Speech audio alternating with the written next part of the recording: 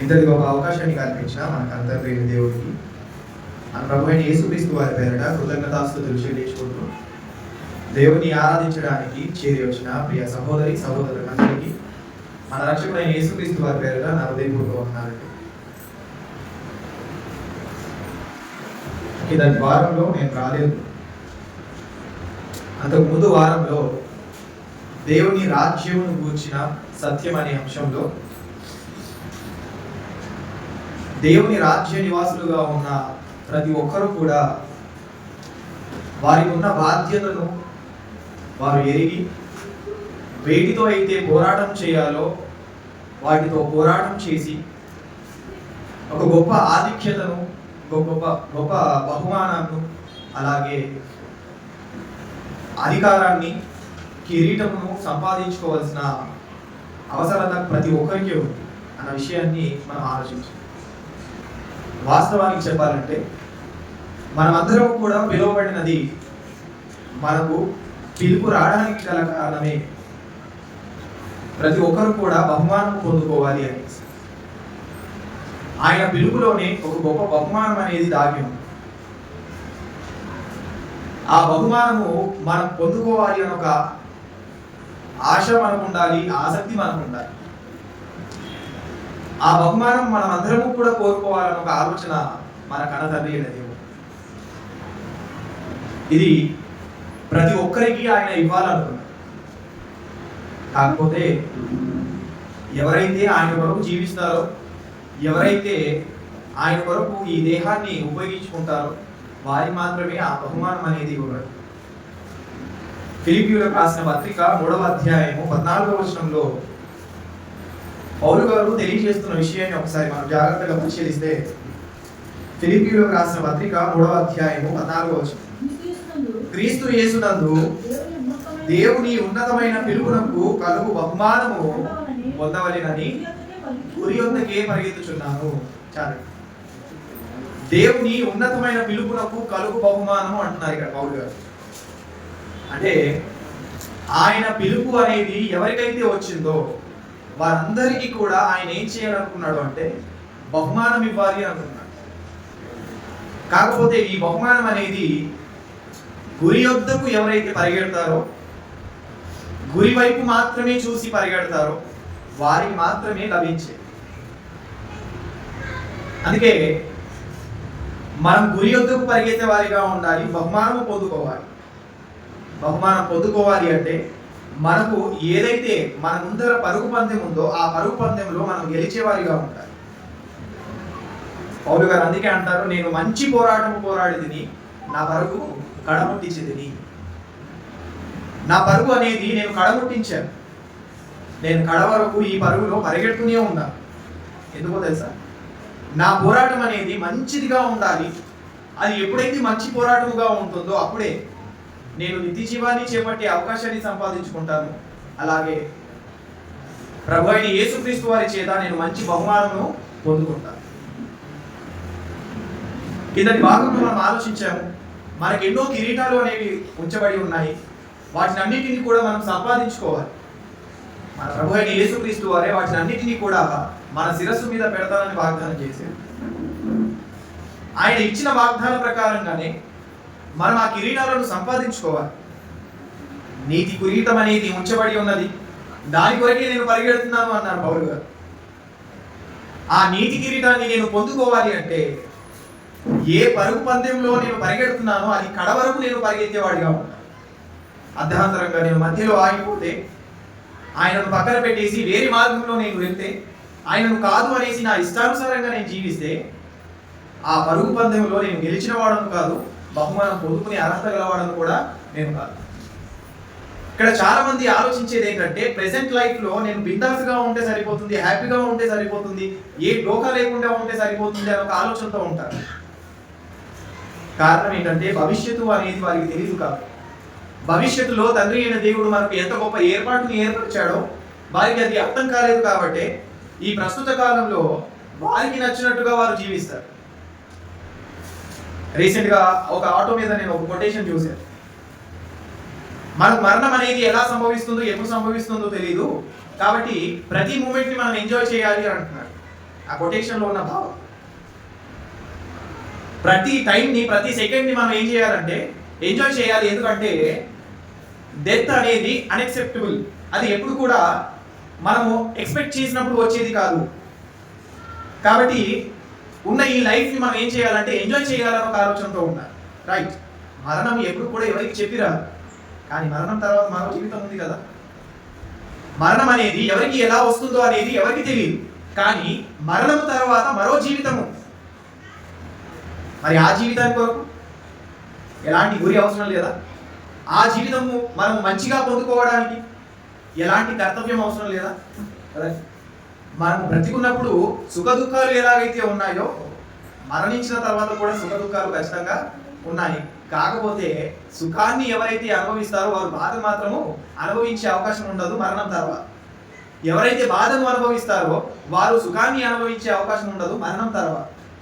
అప్పుడు అవి డివిజన్ అయిపోతాయి, వేరు మార్గంలోకి వెళ్ళిపోతాయి. అవి బ్రతుకున్నప్పుడు ఎట్ ఏ టైంగా మనం ఒకే జీవితంలో అనుభవిస్తామేమో, కానీ మరణించిన తర్వాత సుఖ దుఃఖాలు అనేవి 2 చక్రాలుగా ఉండవు.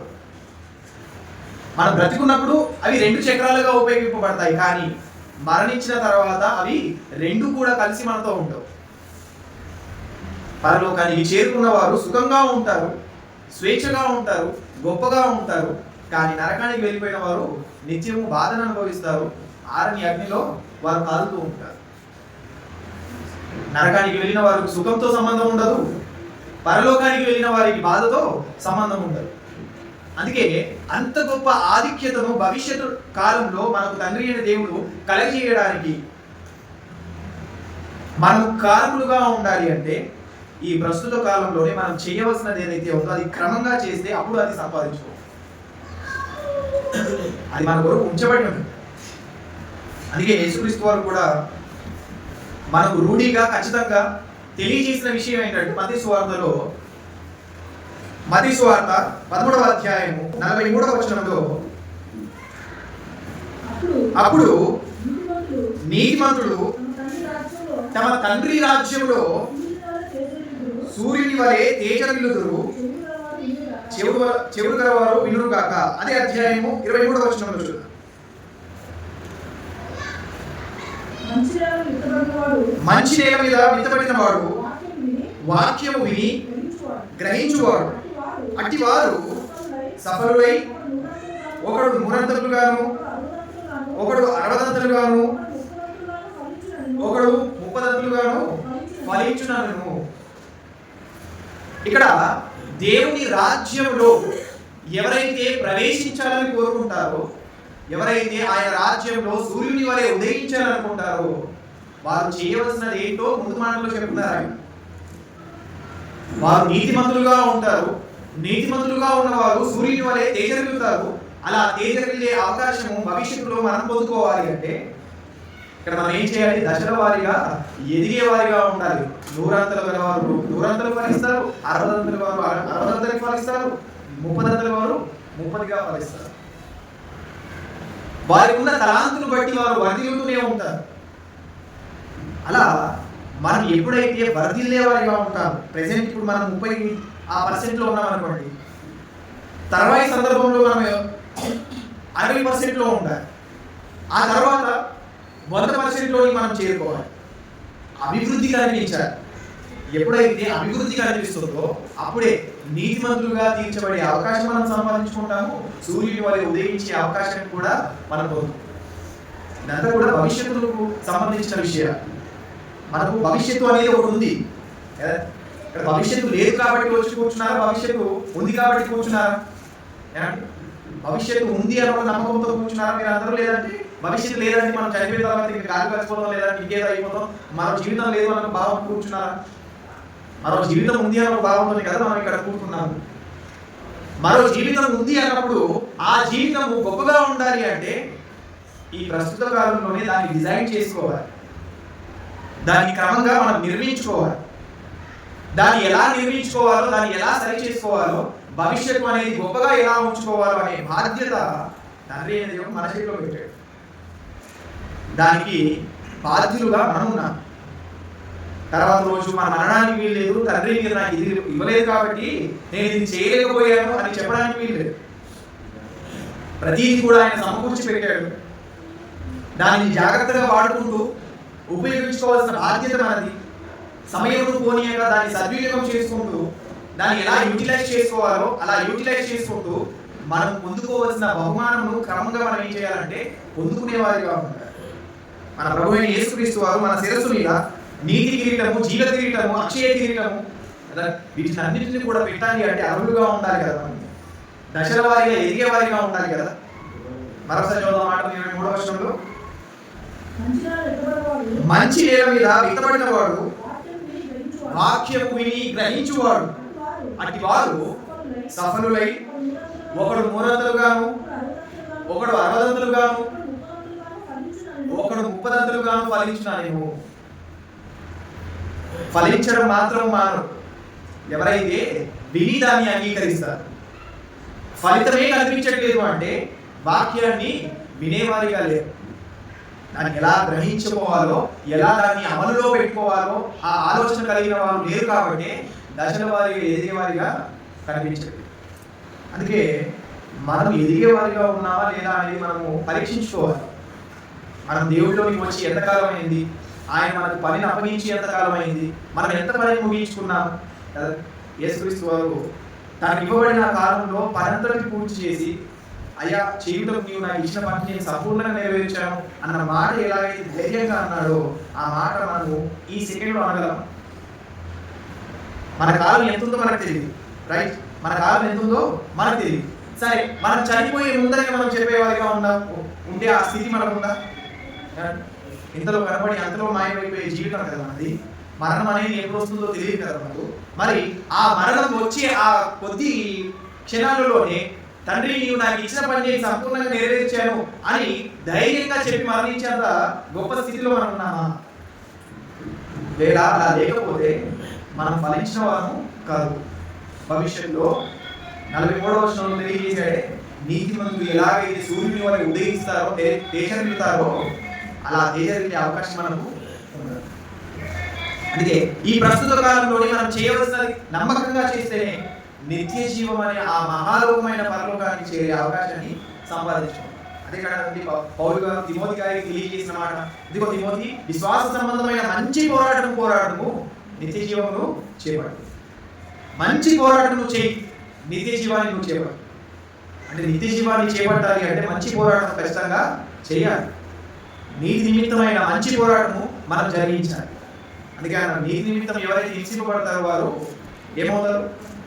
వారు ధన్యులుగా ఉన్నారు. మత్తయి సువార్త 5వ అధ్యాయం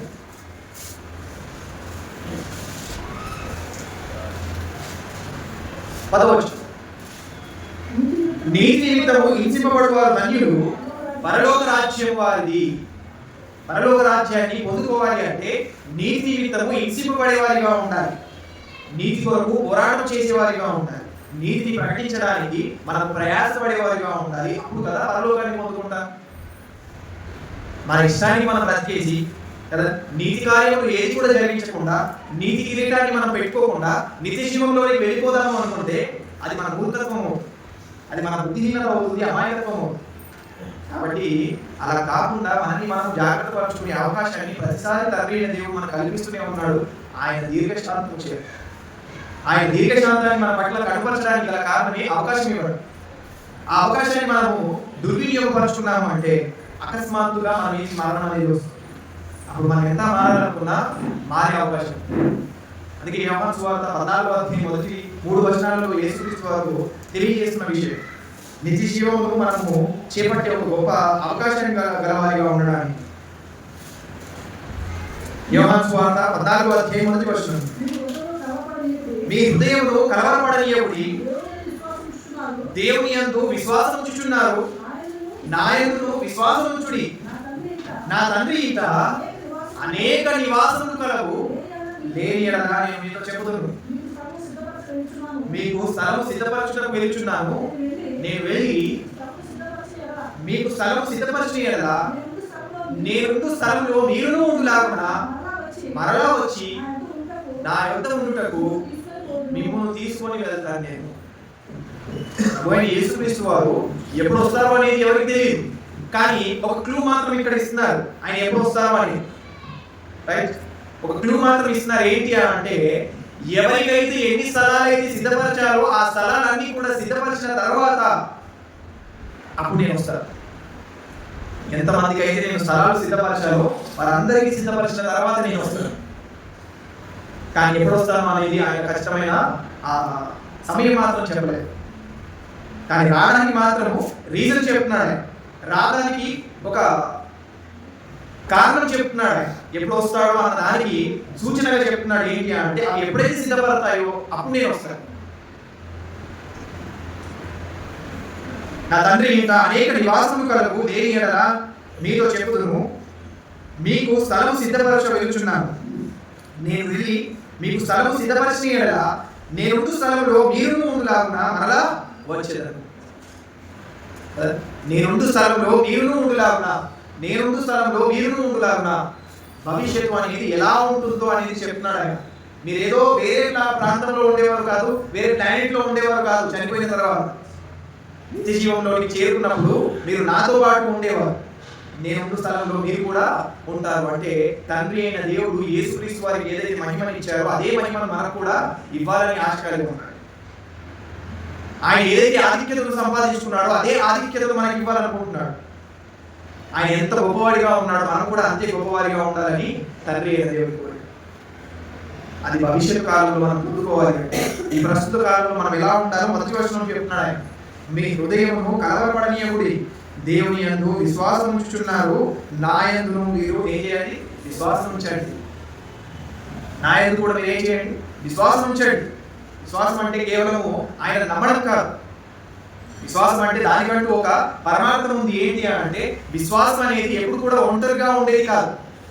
విశ్వాసం అనేది ఎప్పుడు కూడా ఒంటరిగా ఉన్నది కాదు. దానికి ఒక జత ఉంది. ఏంటి అంటే విశ్వాసానికి ఏదైతే ప్రాముఖ్యమైన పాత్ర ఉందో అదే క్రియ. మన విశ్వాసం నిజంగానే విశ్వాసము అని పిలువబడాలి అంటే క్రియ ఉండాలి. అందుకే యాకోబు గారు ఏమన్నారు? క్రియలు లేని విశ్వాసము మృతము అన్నారు. అంటే ఏంటి? దేవుని అనగా యేసుక్రీస్తు వారి పట్ల మనకు విశ్వాసం ఉండడం అనేది ఎలా ఉండాలి అంటే క్రియలతో కూడిన విశ్వాసమై ఉండాలి. క్రియలతో కూడిన విశ్వాసమై ఉండాలి అంటే ఏంటి? అర్థమైంది దానికి? యేసుక్రీస్తు వారు ఏదైతే పని చెప్పారో అది నమ్మకంగా చేసినప్పుడే మనం విశ్వాసులు. దాని కార్యాచరణలో పెట్టినప్పుడే మనం విశ్వాసులు. అప్పుడే మనం ఆయనను ప్రేమిస్తున్న వారిగా ఉంటాము, ఆయనను విశ్వసిస్తున్న వారిగా ఉంటాము, ఆయనను వెంబడిస్తున్న వారిగా మనం ఉంటాం. చాలా మంది యేసుక్రీస్తు వారిని ఫాలో అవుతున్నాము, మేము యేసుక్రీస్తు వారి ఫాలోవర్స్ అండి అని గొప్పగా చెప్పుకుంటారు. కానీ యేసుక్రీస్తు వారు ఎలాగైతే నడుచుకున్నారో అలా నడుచుకోవడమే ఫాలో అన్న విషయం అర్థం కాదు. ఇక్కడ విషయం ఏంటంటే మేమందరం కూడా క్రీస్తుతో ఫాలో అయ్యేవారమండి అని చెప్పుకుంటారు గొప్పగా. కానీ క్రీస్తు చేసిన కార్యం మాత్రం పర్ఫెక్ట్ గా చేయరు. క్రీస్తులో ఉన్న ఆ వ్యక్తిత్వం మాత్రం వీరిలో కనిపించదు. క్రీస్తులో ఉన్న ఆ పరిశుద్ధత మాత్రం వీరిలో కనిపించదు. కానీ చెప్పుకుంటారు ఏమని? మేము క్రీస్తును ఫాలో అయ్యేవారమండి. కానీ విషయం ఏంటంటే ఈ ఫాలో అన్న పదం మనం ఎక్కువగా మీడియాలో చూస్తూ ఉంటాం. ఇన్స్టాగ్రామ్ లో, ఫేస్బుక్ లో, లేదంటే ఇతర యాప్స్ లో మనము ఫాలో అయ్యి ఆ పేజ్ ని ఫాలో అయ్యే అవకాశం మనకు ఉంటుంది. ఆ పేజెస్ ని ఫాలో అయినంత ఈజీ కాదు క్రీస్తును ఫాలో అవడం. ఈ రోజున టెక్నాలజీ ఫాలో అయినంత ఈజీ కాదు ప్రభు అయిన యేసుక్రీస్తు వారిని ఫాలో అవడం. ఆయన ఫాలో అవడం అంటే ఆయన అడుగు జాడలలో మనం నడుచుకోవడం. ఆయన ఎక్కడెక్కడైతే అడుగు వేశాడో అదే అడుగులో మనం అడుగు వేయాలి.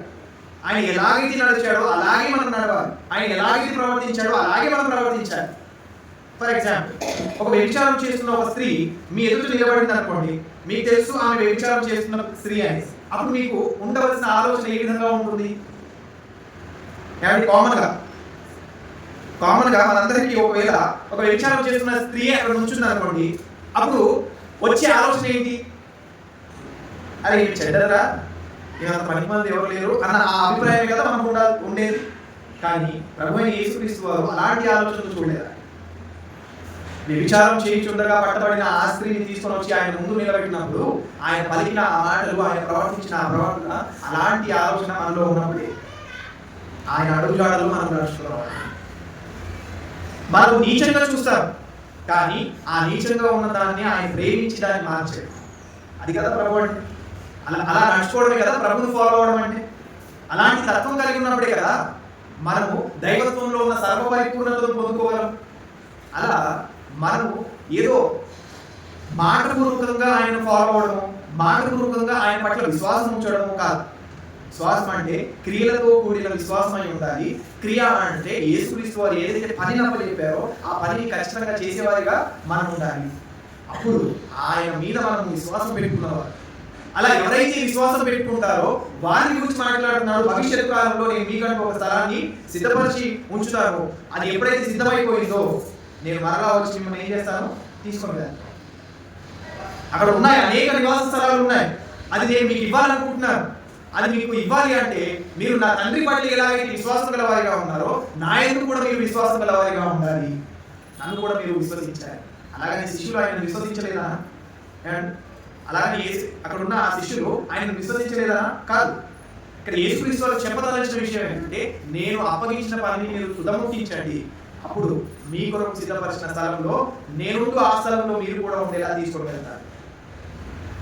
అంతటి గొప్ప ఆధిక్యత మనం పొందుకోవాలంటే ఈ ప్రస్తుత కాలంలోనే మనకి ఇవ్వబడిన పనిని తుదముట్టించాలి. అవి కంప్లీట్ చేసేయాలి. మనం ఫలించాలి. ఫలించే వారిగా ఉండాలి. 30 ఉన్నవారు 30 ఫలించేవారిగా ఉంటారు. 60 ఉన్నవారు 60 ఫలించేవారుగా ఉంటారు కదా. 100 ఉన్నవారు 100గా వారు వర్ధిల్లే అవకాశం గల వారిగా ఉంటారు. తలాంతు విషయంలో అదే విధంగా తెలియజేశాడు. 5 తలాంతులు ఇచ్చిన వాడు మరింత 5 చేశాడు. 2 తలాంతులు గలవాడు మరింత 2 చేశాడు. 1 తలాంతు గలవాడు తీసుకుని వెళ్ళి భూమిలో పారేశాడు. కానీ ఇందులో గొప్పవారు ఎవరు అంటే ఎవరైతే అభివృద్ధిని కనుపరిచారో, ఫలించారో వారు మాత్రమే నిత్య జీవంలోకి వెళ్ళే అవకాశాన్ని పొందుకుంటారు. ప్రభుతో ఉండే అవకాశాన్ని సంపాదించుకుంటారు. పేతురు గారు రాసిన పత్రికలో, పేతురు గారు రాసిన 2వ పత్రిక 3వ అధ్యాయం 13వ వచనంలో తెలియజేస్తున్న మాట ఒకసారి. పేతురు గారు రాసిన 2వ పత్రిక 3వ అధ్యాయము 13వ వచనం. అయినను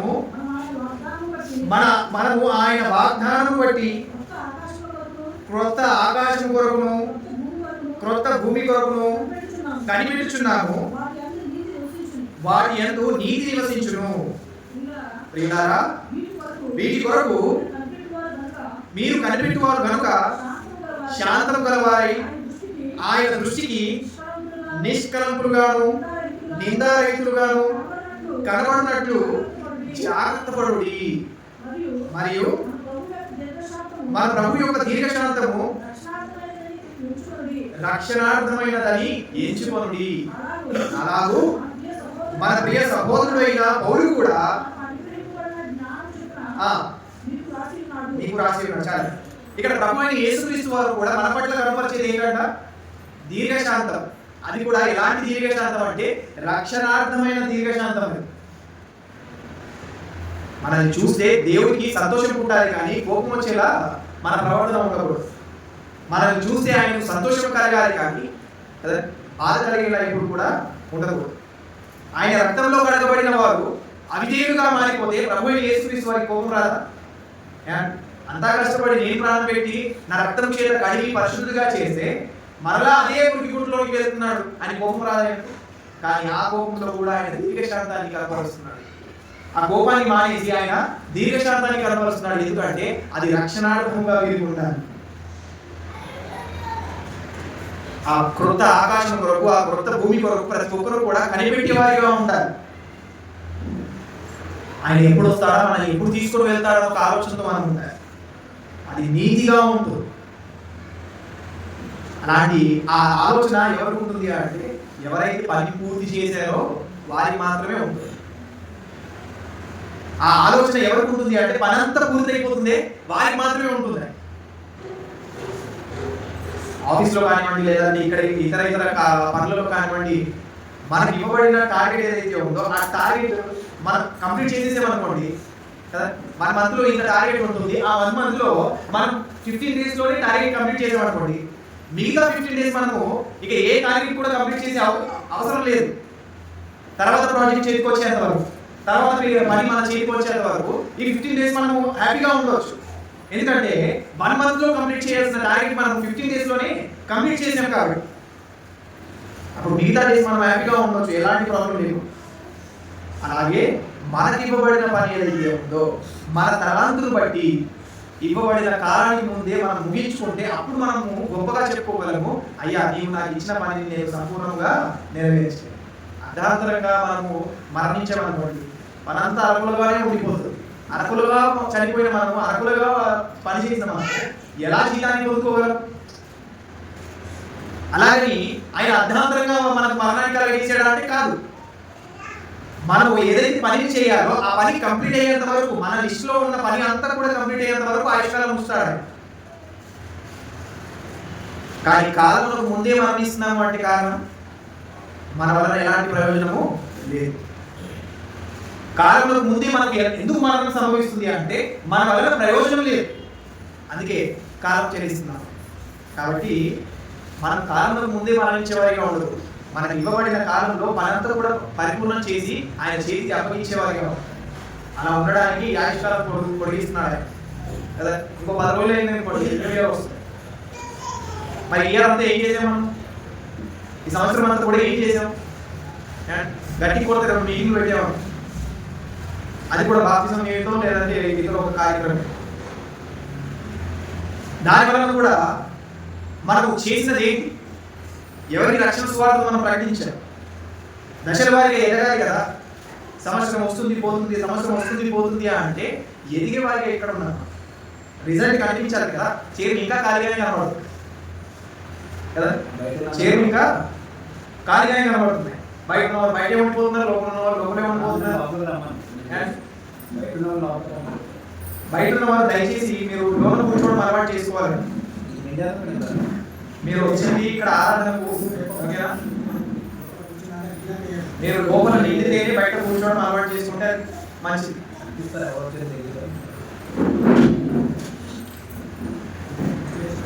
ఇక్కడ తండ్రి అయిన దేవుడిని ఆరాధించడానికి వచ్చిన మనం అందరము ఏకముగా ఏక ఆలోచనతో కలిసి ఆరాధించాలి, ఓకేనా? ఈ క్రమాన్ని మనము అక్రమంగా పాటించామంటే దేవుని అవమానపరుస్తున్నట్టుగానే ఉంటుంది. అలాంటి వారిగా ఉండడానికి కాదు మనకు ఆయుష్కాలం అనేది పొడుగుతుంది. కాబట్టి మనకి ఇవ్వబడిన ఈ కాలంలో మనం పని పూర్తి చేసి జీతాన్ని సంపాదించుకోవాలి. అదే మన ప్రభు అయిన యేసుక్రీస్తు వారు ఆయన జీవించి చూపించారు. ఆయన జీవించి ఏ విధంగా మనం ఈ శరీరాన్ని దేవుడి కొరకు ఉపయోగించాలో అనేది నేర్పించాడు. ప్రకటన గ్రంథంలో ఆయన తెలియజేస్తున్న ఒక గొప్ప ఆధిక్యతను మన గురించి, ఆయన భవిష్యత్తు కాలంలో మనం ఎలా ఉండాలని కోరుకున్నాడో తెలియజేస్తున్నారు. 7వ అధ్యాయము 10వ వచనం నుండి మనం చూస్తే, ప్రకటన గ్రంథం 7వ అధ్యాయం, సింహాసన ఆసీనుడైన ఆ దేవునికి గొర్రె పిల్లకును స్తోత్రమని మహాశబ్దముతో ఎగిరి చెప్పిరి. దేవదూతలందరూ సింహాసనం చుట్టూను, పెద్దల చుట్టూను, 4 జీవుల చుట్టూను పిలువబడి ఉంది. ఆమె యుగ యుగముల వరకు మా దేవుడికి స్తోత్రము, మహిమయు, జ్ఞానము, కృతజ్ఞతాస్తుతులను, ఘనతయు, శక్తియు, బలమును కలుగును గాక అని చెప్పుచు దేవుడికి నమస్కారం చేసి. ఆమె ఇక్కడ పెద్దలను గురించి మాట్లాడుతూ కింది మాటలు తెలియజేస్తారు. భవిష్యత్తు కాలంలో ఈ ఆధిక్యతను సంపాదించుకున్న వారు 14వ వచనం, అందుకు నేను అయ్యా నీకే తెలియనగా ఇలా నాతో చెప్పాను, వీరు మహాశ్రమలలో నుండి వచ్చిన వారు గొర్రె పిల్ల రక్తములో తమ వస్త్రములను ఉదుకుకొని వాటిని తెలుపు చేసుకొని, అందువలన వారు దేవుని సింహాసనం ఎదుట ఉండి రాత్రి పగళ్ళు ఆయన ఆలయంలో ఆయనను సేవించుచున్నారు. సింహాసనాసీనుడైన వాడు తానే తన గుడారము వారి మీద కప్పును. వారికి ఇక మీద ఆకలి అయినను దప్పిక అయినను ఉండదు. సూర్యుని ఎండ అయినను ఏ వడగాలి అయినను వారికి తగలదు. ఎలాగా? సింహాసనమున మధ్యమందుడు గొర్రె పిల్ల వారికి కాపరి అయి జీవ జలముల బుగ్గ యొద్దకు వారిని నడిపించును. దేవుడే వారి కనుల నుండి ప్రతి బాష్పబిందువును తుడిచివేయును. భవిష్యత్తు కాలంలో జరిగే ఆ పరిస్థితిని గురించి చెప్తున్నారు. ఆ సింహాసనం ఎదుట ప్రతి ఒక్కరు కూడా దేవుడు స్తోత్రార్హుడు అనేసి ఆయన నిత్యము కొనియాడే వారిగా ఉంటారు, నిత్యము పూజించే వారిగా ఉంటారు. ఎప్పుడు ఉంటారో తెలుసా? క్రీస్తు సంఘముగా పిలువబడుతున్న ఆయన రాజ్యం ఉందే, ఆ రాజ్యంలో నిత్యము ఆయన స్తుతిస్తే, మహిమపరిస్తే, కొనియాడితే అప్పుడు అక్కడ కొనియాడే అవకాశం మనం పొందుకుంటాం. ఇక్కడ మనం ఏ మాత్రం కూడా ఆయన పట్టించుకోకుండా, ఆయన ఎలా మహిమపరచాలో అలా మహిమపరచకుండా, ఆయన ఎలా స్తుతించాలో అలా స్తుతించకుండా, ఆయన ఎలాంటి కృతజ్ఞతాస్తుతులు చెల్లించాలో అవి చెల్లించకుండా నేరుగా పరలోకానికి వెళ్ళిపోయి ఇదంతా చేద్దామంటే మన వల్ల కాదు. అలాంటి అవకాశం మనకి ఇవ్వడానికి ఇక్కడ గుర్తుపెట్టుకోవాల్సిన విషయం ఏంటంటే, పరలోకము అనేది ఎలా ఉంటుందో దానికి ఛాయగా ఉన్నదే క్రీస్తు సంఘం. దానికి ఛాయారూపంగా ఉన్నది క్రీస్తు సంఘం. అక్కడున్న వాతావరణం ఏదైతే ఉందో అది క్రీస్తు సంఘంలో మనకు కనిపిస్తుంది. ఇక్కడ ఏదైతే మనం చేస్తామో పర్ఫెక్ట్ గా, అక్కడ అది మనం పొందుకునే అవకాశాన్ని సంపాదించుకుంటాం. ఇక్కడ వారంలో ఒక రోజు మనం ఆయన స్తుతించడానికి, ఆరాధించడానికి కింద మీద అవుతున్నాము. నిత్యం ఎలా స్తుతించగలం ఆయన? అక్కడ ఆ అవకాశం మనకు ఉంటుందా? అలాంటి భాగ్యం మనం పొందుకోగలమా? ఇక్కడ నిత్యం స్తుతిస్తేనే కదా అక్కడ నిత్యం స్తుతించే అవకాశం పొందుకుంటారు. అందుకే భక్తులు ఎప్పుడు కూడా ఆయన విడిచి తిరిగిన వారు కాదు, వారికి ఇష్టానుసారంగా ప్రవర్తించిన వారు కాదు. ప్రతిసారి వారు దేవుడా దేవుడా అనుకుంటూ తిరగడానికి గల కారణం ఏంటంటే, తర్వాత మరో జీవితం ఉంది, ఆ జీవితంలో నేను నిత్యత్వంలో ఉండాలి, ఆ నిత్యత్వంలో నేను నిత్యము ఆయనను స్తుతించేవాడిగా ఉండాలి, కొనియాడేవాడిగా ఉండాలి. అంటే ఇక్కడ నేను దాన్ని అవలంబిస్తేనే కదా అక్కడ నేను పొందుకోగలను ఆ ఆధిక్యతను అన్న ఆలోచన కలిగి వారు నిత్యం స్తుతించిన వారిగా, ఇప్పుడు విడిచిన వారిగా కనిపించట్లేదు మన భక్తులు. కానీ మనం మాత్రము ఆయన విడిచి మన ఇష్టానికి మనం తిరిగేసేవాడు. నిత్య జీవంలోకి వెళ్ళే అవకాశం మనకు ఉండదు. అక్కడ నిత్యం స్తుతించే అవకాశం ఇస్తానంటున్నాడు. వారికి ఎలాంటి బాధ ఉండదు, వారికి ఎలాంటి ఇబ్బంది ఉండదు. సూర్యుని ఎండ అయినను వడగాలి అయినను వారికి తగలదు. వారి కనుల నుండి వచ్చే ప్రతి బాష్ప బిందువును ఆయన తుడిచివేస్తాడు. కారణం ఏంటంటే ఇక వారికి ఎలాంటి బాధ కలగకూడదు, సుఖాన్ని ఇస్తాడు. అది పొందుకోవాలంటే ఇక్కడ కష్టపడాలి కదా. మనం ఇక్కడ కష్టపడితే కదా అక్కడ సుఖపడాలి కదా. ఇక్కడ ఏం కష్టపడకుండా సుఖంగా ఉండి అక్కడికి వెళ్ళి సుఖపడదాం అనుకుంటే అలా వచ్చేది కాదు బాలు. అలా అంత ఈజీగా పొందుకునేది కాదు బాలు. అలా పొందుకోవాలి అంటే భూమి మీద మనం కష్టపడేవారిగా ఉంటాం. గొప్ప ఆధిక్యతను ఇస్తున్నాడు. అదే ప్రకటన గ్రంథంలోనే 3వ అధ్యాయం 21వ వచనంలో తెలియజేస్తున్నాడు. 3వ అధ్యాయం 21వ వచనం, నేను జయించి నా తండ్రితో కూడా ఆ సింహాసనం నందు కూర్చుండి ఉన్న ప్రకారము జయించువాని నాతో కూడా ఆ సింహాసనం నందు కూర్చుండనిచ్చేదను అంటున్నాడు. ఏమంటున్నాడు? వాగ్దానం చేస్తున్నాడు. నేను జయించి ఎలాగైతే ఆ సింహాసనం మీద కూర్చున్నారో మీరు కూడా జయిస్తే అప్పుడు ఆ సింహాసనం మీద నాతో కూడా కూర్చునే అవకాశం నేను ఇస్తాను. ఇవన్నీ కూడా వాగ్దానం చేశాడు. భవిష్యత్తు కాలంలో మనకి ఇస్తానన్నవి ఇవి మనం పొందుకోవాలి అంటే ఆయన చెప్పినది ఖచ్చితంగా మనం చేయాలి. సింహాసనం మీద కూర్చునే అర్హత అనేది ఎవరికి ఉంది అంటే జయించిన వారికి మాత్రమే ఉంది అంటున్నాడు. మనకు ఉంచబడిన ఈ పోరాటంలో, ఈ పరుగు పందెంలో, ఈ యుద్ధంలో మనం ఏం చేయాలంటే జయించాలి. జయిస్తే అప్పుడు సింహాసనం మీద కూర్చునే అవకాశము పొందుకుంటాం. అది కూడా ఎవరి సింహాసనం మీద? యేసుక్రీస్తు వారు ఏ సింహాసనం మీద అయితే కూర్చుంటున్నారో ఆ సింహాసనం మీదే మనం కూడా కూర్చునే అవకాశం ఉంటుంది అంటున్నారు. మీరేదో వేరుగా కూర్చుంటారు, నేనేదో వేరుగా కూర్చుంటాను అనట్లేదు కదా. నేను ఏ సింహాసనం మీద అయితే కూర్చుంటానో ఆ సింహాసనం మీద మీరు కూడా కూర్చుంటారు. అది కదా మనం పొందుకోవాల్సింది. ఈ భవిష్యత్తు ఎరగకుండా మనం జీవించాము అంటే, ఈ భవిష్యత్తు గురించి ఎరిగిన తర్వాత కూడా నిర్లక్ష్యంగా జీవించామంటే మనం ఇంకా తప్పించుకోలేదు. ఇంత గొప్ప రక్షణ భాగ్యము మనం నిర్లక్ష్యంగా చూస్తే మనం తప్పించుకునే అవకాశం మనకు ఉండదు. కాబట్టి జాగ్రత్త పడాలి. అన్ని విషయాల్లో మనం దేవునికి అనుకూలంగా ఉండాలి.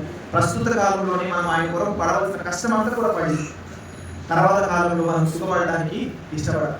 ఇప్పుడు సుఖపడడానికి ఇష్టపడ్డామంటే అక్కడ తర్వాత మనకు ఇక నిత్యము కార్య స్థితి మనకు కలుగుతుంది. కాబట్టి జాగ్రత్త పడదాం.